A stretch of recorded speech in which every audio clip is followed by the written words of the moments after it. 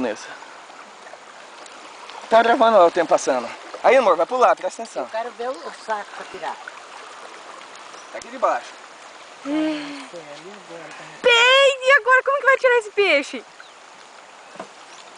Não tem um saco, não tem saco, né? Nossa, eu dei um pulo que chega e me deu dor de cabeça. Tá aqui no fundo. Se precisar ajudar. Pera aí, mano. Eita, que Sai, bonito. Sai, Milo, sai. Sai, Milo. Vai enrolando. A hora que ele pular assim, você puxa ele em cima da... Milo! Cuidado, hein. E se ele pula em cima da banca? Tá ruim,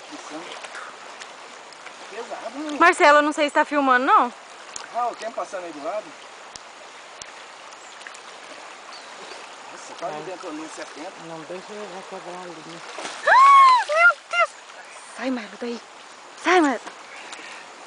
Ai.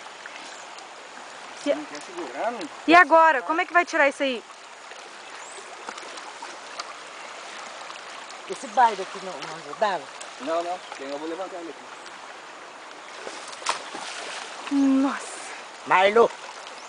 Eu tô com medo dele escapar. Bicho bravo.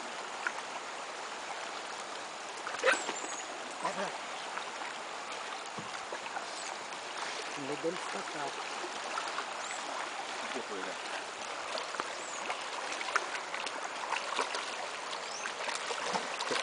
Você quer que eu segure a vara? Segura a vara.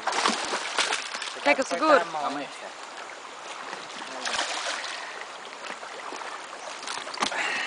Sai! Sai! Ah, molecão! Tira logo esse peixe daqui antes que ele caia também. Sai, Marco! Sai! Coisa linda! Você já morreu?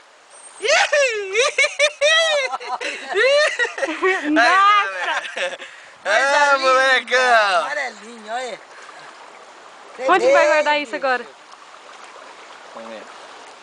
Aí, soltou. Nossa senhora, hein, Marcelo?